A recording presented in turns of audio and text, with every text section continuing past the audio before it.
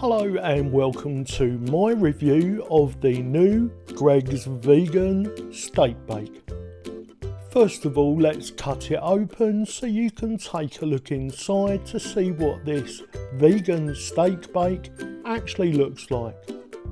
So, no surprises here, but I can tell you that there is a lovely crisp snap to the pastry as I slice through it. So this corn-based product from Greggs really hits the spot. The first taste on it, the rich gravy, the onions really come through in the flavour, and the corn savoury flavoured mycoprotein pieces and all that in there really do have a good texture and a good taste. The pastry, the same as the sausage rolls really, the pastry's got a good crisp bite to it. This is a really good vegan steak bake. I'm going to see if I can knock one out that is a lot.